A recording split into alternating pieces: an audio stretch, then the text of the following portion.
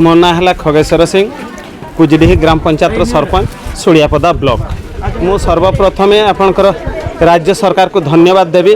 सुंदर कार्यक्रम पब्लिक माने आगे ग्रीभांस देवाई जाऊे आपणकर कलेक्टर बीडीओ पाक तेणुक बहुत सुंदर योजना आपणकर मु सर्वप्रथम सरकार को धन्यवाद देवी। प्रत्येक ग्राम पंचायत एमती पीजीसीएल हो जो गुरुजन एवं भाई भौणी माने एवं मोर माँ बापा समस्ते पंचायत आसी निज निज ग्रीभांस दिंतु सरकार ताकू खूब शीघ्र समाधान करिबो बोली मोर आशा और विश्वास होउछि। आपनकर आज आपनकर 290 पाखापाखी आपनकर आहुरी भी पुणी कलेक्शन होउछि तेणुक 290 रु पाखापाखी आपनकर कलेक्शन होइछि एप्लिकेशन आपनकर सब विभाग आपनकर घर चाउल कार्ड आपनकर भत्ता एवं अन्यान्य मु तो आपनकर पंचायत रे एतिकी मात्र कहबी सरकार हमको जेतेबेले जे समस्या दब आमे समाधान करबा पई प्रस्तुत अछु। सरकार को सहयोग भी मध्य करिवो काहेकि ना प्राय विभिन्न प्रकार समस्या रहउछि। सरकार पदक्षेप भी नउछंती आमे सरकार को सबु बेले सहयोग रा हाथ बढ़ाइमु। सरपंच हिसाब रे मु कहूनी गोटे आपनकर सेवक हिसाब रे कहूछि जेतेबेले जहाँ हम मो पंचायत रे सबु भाई भौणी मानकर हाथ को हाथ धरी सरकार विभिन्न योजना को आपनकर सहयोग हाथ बढ़ाइबो।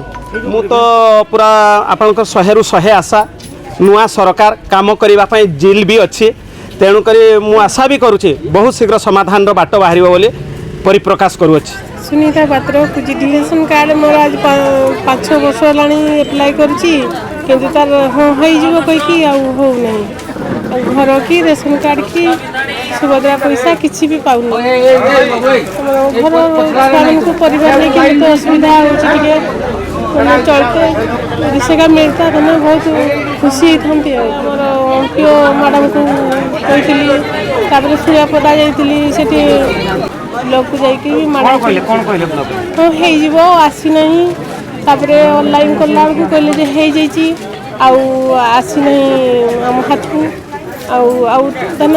अप्लाई करुँची कहले अच्छी तो आउ तो देखा अच्छी किंतु रेशन कार्डटा मो पाक पहुँचे सेमती तो 5 वर्ष है तो पकई चलती तो विश्वास करी नहीं जे मैंने विश्वास करके पकई से भरसा तो पकई भगवान दया।